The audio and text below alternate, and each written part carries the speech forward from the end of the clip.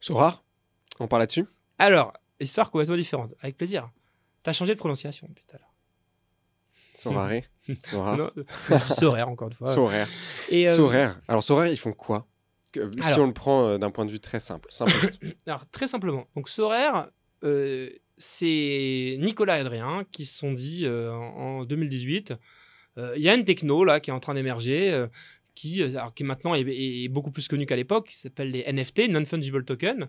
Et en gros, l'idée, c'est de se dire, la blockchain, jusqu'à présent, elle a été surtout connue pour, tu vois, ce qui va être Bitcoin, Ethereum, etc., pour des crypto-monnaies. Donc, les crypto-monnaies, tu vois, un Bitcoin, c'est un Bitcoin, quoi. Tu t'en fiches, ça n'a pas une identité spécifique. Et les non-fungible tokens, c'est l'idée de se dire, on peut utiliser la même technologie pour aussi arriver à représenter un objet qui a une unicité, qui a une identité. C'est-à-dire, 1 euro, c'est 1 euro. Là, cet objet, c'est comme une carte à collectionner, par exemple, au hasard, ou une œuvre d'art. Chaque objet est unique et doit avoir une unicité qui est built-in. Donc, ils se sont dit, à cette techno-là, nous, on est des passionnés de foot, et on se dit que c'est marrant parce que finalement, les objets à collectionner dans le foot, par exemple, tu as les cartes Panini, et ces cartes Panini, petit, ouais. avec quelque chose comme la blockchain et ses NFT, on doit pouvoir en fait répliquer dans le digital cette rareté. Ce qui est évidemment quelque chose de complètement conceptuellement bizarre, puisque un fichier, ça se duplique. Donc, dans notre monde, une photo, ça a pas d'unicité. Dans le monde digital, tu as une photo, je veux dire, voilà, tu la copies, je la mets sur les réseaux sociaux, tu la copies, tu l'enregistres sur ton ordinateur, tu l'as. Et donc là, l'idée, c'est de se dire, on va utiliser ces technos d'NFT pour arriver à recréer dans le monde digital des objets à collectionner qui vont être des cartes de joueurs de foot. Et ce qu'on va faire, c'est que on va créer un jeu de fantasy football. Donc le fantasy football, c'est quoi? C'est le fait de se dire, le but du jeu, c'est d'être un manager d'équipe de football. Je vais construire une équipe de football, donc je vais mettre, 2 défenseurs, 2 attaquants, un gardien. Je vais construire mon équipe et ensuite, dans le jeu, je gagne des points en fonction de la performance dans la vraie vie, dans les matchs de la vraie vie du football, des joueurs que j'ai assemblés. Et donc du coup, en fait, donc, ton jeu est indexé à la vraie performance, à la vraie performance. Et pourquoi pourquoi ça plaît beaucoup aux fans de sport, parce que ça n'existe pas que pour le foot et aux fans de foot dans le cas du football fantasy, c'est que les gens dans le foot, ils sont toujours persuadés de se dire moi je sais que cet attaquant il est top et que là tu vas voir les 2 prochains matchs là, contre tel et tel club, ils vont leur mettre la misère. Et donc en fait du coup, les gens qui sont passionnés de sport et de foot, leur expertise, c'est aussi de se dire tel joueur est bon, tel joueur est pas bon, là il est sous-coté, il est sur-coté. Et donc du coup, en mélangeant le côté carte à collectionner sur des joueurs et le côté jeu de fantasy, ils se disent mais tu vas pouvoir, comme un vrai manager, te dire j'achète des joueurs. Donc j'achète des joueurs qui sont des cartes à collectionner Sorare, voilà, qu'on a des différents niveaux de rareté, donc différents prix, etc. Tu vois, il y en a qui sont surcotés, sous-cotés, etc. Je m'assemble mon équipe. Chaque semaine, je joue. Donc j'ai des ligues Sorare, etc. Donc je joue, donc j'aligne une équipe de foot, tu vois. Et en fonction de la performance dans la vraie vie de l'équipe de foot, et donc de savoir est-ce que j'ai été un bon manager de football, tu vois, en fonction des résultats de la semaine, je vais avoir des classements et je vais pouvoir non seulement donc du coup être fier de moi, avoir défié mes potes, défier la communauté, etc. Mais en plus, quand je suis bon, gagner des cartes Sorare et gagner aussi un peu de crypto-monnaie. Et donc du coup, ce qui est génial, c'est qu'ils arrivent ces cartes Sorare ont une valeur. Et ces cartes Sorare, elles sont achetées.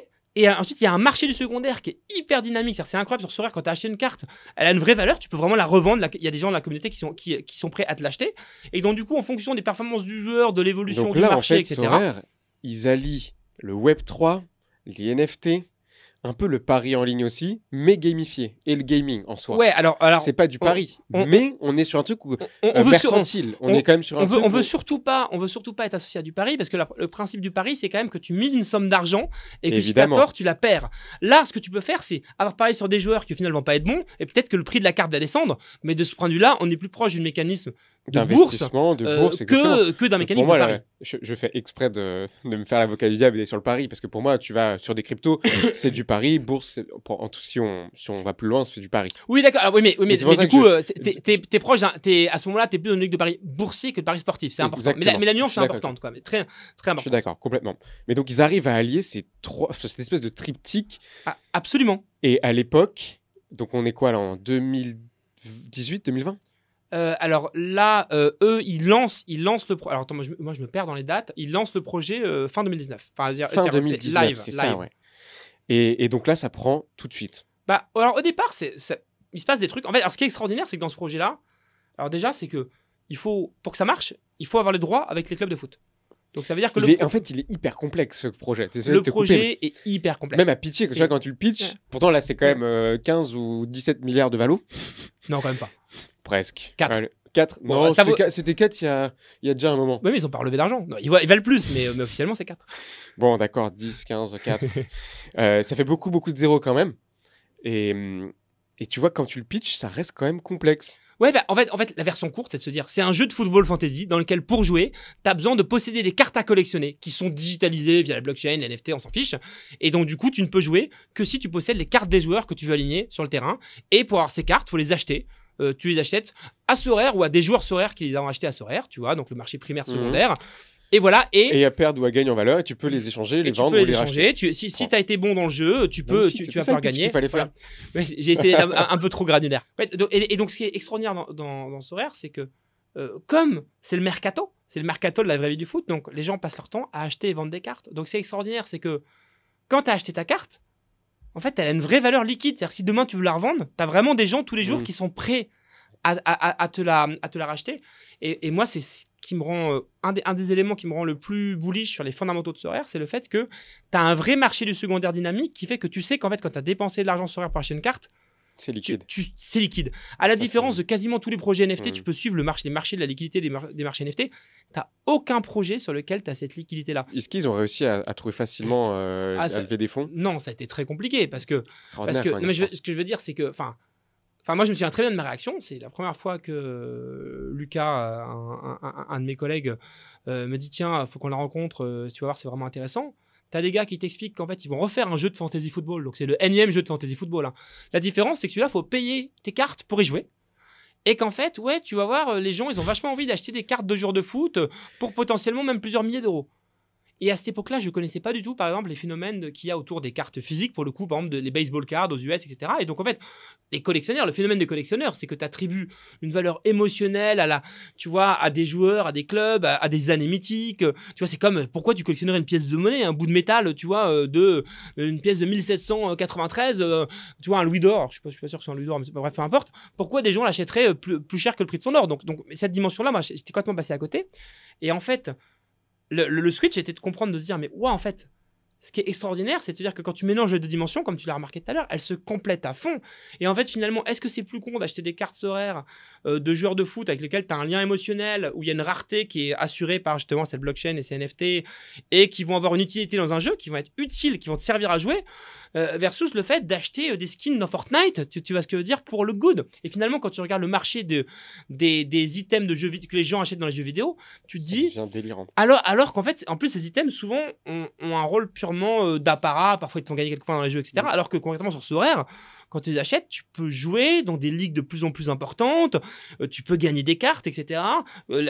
Cette communauté grandit, la valeur de ces cartes grandit, etc. Donc il y a un côté, mais finalement, c'était vachement dur à voir. Et donc, non, ils galèrent. Et si tu veux, nous, on manque vraiment de pas investir parce qu'en fait, je veux dire, moi, je parle à des gens, c'est quand même, c'est de la croisée de crypto, gaming et du foot. Moi, je suis pas gaming, je suis pas crypto, je suis pas foot. Alors attends, je te coupe. Je suis le pire investisseur. T'es pas foot et ça fait 2 énormes projets. C'est marrant. Tu me parles de foot. C'est marrant, hein. Ah ouais. Donc non, mais c'est le hasard. Enfin, c'est le hasard et c'est peut-être aussi. Enfin, non, je pense que c'est le hasard, mais il y a aussi une leçon derrière qu'on pourrait en tirer qui n'était pas liée à ça, c'est de se dire que nous, par exemple, on est des VC très, très généralistes dans le fond de site de Partech. Tu vois ce que je veux dire? On n'a pas de spécialité super forte chacun, on a des appétences ou fortes, mais et la thèse de beaucoup de VC en pré-seed site d'ailleurs, c'est de se dire, nous, on est réactif à ce que les entrepreneurs découvrent et ce qu'ils explorent. Tu vois, et donc il y a certains sujets très techniques qui vont pas être accessibles à un VC généraliste, mais notre thèse, c'est de se dire, un sujet comme ça, on l'avait pas vu venir, mais c'est quand des entrepreneurs comme Nicolas et Adrien arrivent et nous amènent sur la table que ça nous fait réfléchir et qu'on réagit, et que sur certains sujets, c'est un désavantage de ne pas être éduqué, mais sur certains sujets, tu n'as pas besoin de désapprendre des mauvais réflexes que tu as eu quand tu connais trop bien un domaine, ce qui a été là le cas de VC qui était trop crypto, trop gaming, etc., qu'on comparait à des modèles par exemple, dans le gaming. Là, quand tu regardes le modèle de Sorare, tu comprends pas, parce que tu dis en fait qui va payer aussi cher. J'allais te dire, une partie de ton job en VC, c'est de comparer aussi, de comparer les success stories d'avant, le marché, pour essayer de dire, bon, est-ce que je capte... Avec prudence. Mais quand c'est des innovations de rupture, on n'est pas loin de ça quand même. Tu fais comment? C'est table rase, tu peux pas trop comparer. Ouais, mais en fait, c'est ça que moi je trouve fascinant. C'est-à-dire que ce que je trouve incroyable, c'est qu'en fait, un projet comme Sorare, en fait, tu n'as aucun référentiel dans la manière de penser le projet, même de se dire c'est quoi la bonne métrique à suivre, c'est quoi des bons benchmarks, comment tu définis le succès. T'aimes le chaos. Quelque T'aimes part, naviguer dans un truc où tu te dis à tout moment ça peut... Non, j'aime pas le chaos. Je déteste le chaos. Je suis quelqu'un d'anxieux et je déteste le chaos. Par contre, j'adore un projet dans lequel tu as conceptuellement des challenges conceptuels à résoudre pour comprendre le projet et arriver à créer une ligne directrice. Tu vois ce que je veux dire? Et ça, je trouve passionnant. Et donc, du coup, c'est ce qui est génial en précis des sites sur les projets comme ça, c'est qu'en fait, t'as pas de référentiel, en fait. Et donc, à la fois, c'est très dur parce que tu peux complètement rater le truc et pas du tout le voir. Mais à la fois, ce qui est passionnant, c'est que tu as des questions hyper fondamentales, juste de se dire, c'est quoi la bonne métrique à regarder? C'est quoi le bon niveau de cette métrique, juste pour se dire qu'on fait un bon taf? Et ça, en fait, tu vois, l'équipe doit le découvrir. Et ça, moi, je trouve ça fantastique. Dans un truc comme Sorare, tu vois, c'est incroyable. Conceptuellement, c'est absolument incroyable. On a dit donc, au bout de quelques mois, il génère déjà 30 000 euros de chiffre d'affaires par mois. Quelque chose comme ça. Donc là, nous, c'est le moment où on investit. Eux, ils galèrent à lever. Et donc là, tu te dis, par contre, quelques mois après... donc nous, au moment où on investit, attention, on fait pas les malins. Hein, ça veut dire que on se dit avec Lucas que ça peut être assez énorme, tu vois, mais on n'en sait rien. Et la meilleure preuve, c'est que Nicolas, donc le CEO de Sorare, me dit, bref, il y avait un investisseur qui finalement pouvait pas investir autant. Il me dit, est-ce que tu veux investir il me propose d'investir 250 000 de plus que ce qu'on avait dit qu'on investirait. Et moi, je me dis, on a dû un peu pousser en interne l'équipe pour investir sur un sujet. Ils se disent, mais c'est quoi? C'est du délire, quoi. Je ne me vois pas revenir à l'équipe et leur dire, on peut investir 250 000 de plus. Pourquoi c'est disponible? Parce qu'en fait, on a un peu de mal à boucler le tour, quoi, complètement. Tu vois ce que je veux dire? Enfin, et donc, je ne veux pas. Donc, ce qui veut dire que j'ai renoncé à un tiers d'ownership en plus dans Sorare, dont la valeur a été multipliée par 150 en un an derrière, quoi. Tu vois, donc c'est pourquoi je dis ça. Ce qui est intéressant, c'est que c'est facile de se raconter l'histoire en se disant ouais, non, mais le truc, on l'a vu. La vérité, c'est qu'on a mis 2 mois à investir, qu'on a failli pas investir et qu'on aurait pu investir encore plus. Beaucoup plus. Et enfin, significativement plus, c'est qu'on l'a pas fait. Au départ, ce qui est marrant, c'est que c'est pas du tout clair que la boîte va exploser. Il y a des fondamentaux intéressants, il y a des trucs, mais le tour déjà, ça fait jamais. On va pas se mentir. Être Vici contre Ariane, dire ouais, mais j'ai pris le pari contre tout le monde. Tu parles. La vérité, c'est que toi, quand tu sais qu'il y a plein de gens super smart, plus smart que toi sur les sujets, qui n'ont pas investi et qu'au final, nous on le fait quand même, etc. Tu vois, tu fais pas le fier en se disant, ce serait très arrogant de se dire ouais, moi je suis plus intelligent que tout le monde. Non, tu te dis bon, j'ai pris un pari. Je veux dire, on va voir, quoi. Tu vois ce que je veux dire? Et ce qui est marrant, c'est que du coup, le premier board, tu vois, bien, les forecasts sont... Je me souviens de la discussion avec Nicolas, je trouvais ces forecasts, ces projections à 12 mois un peu timides. Et il me dit, ah, t'es gourmand et tout. Je lui dis, non, mais je pense sincèrement, par rapport à la dynamique que vous avez, vous pouvez faire plus. Le truc qu'il avait projeté pendant 1 an, 3 mois plus tard, il l'avait dépassé. Et donc, ce qui est marrant, c'est qu'on passe d'un truc qui était vraiment... que beaucoup de VC avaient vu et beaucoup de gens se grattaient la tête en disant, c'est quoi ce truc? À 3 mois plus tard, la boîte commence vraiment à décoller, quoi. C'est-à-dire donc on a une chance. Nous, on arrive juste avant le moment où ça décolle, quoi. Et donc, 3 mois plus tard, ça commence à décoller. Et là, on passe à un truc où on se faisait pinguer tous. Hein. Alors, Nicolas, évidemment, en tant qu'entrepreneur, mais il passe de paria. Ouais, quasiment. Enfin, moi, en tout cas, c'est ma... La Belle au bois dormant, il faut absolument... Moi, c'est ma perception, en tout cas. Ouais, je pense. Enfin, j'exagère peut-être, mais moi, c'est ma perception.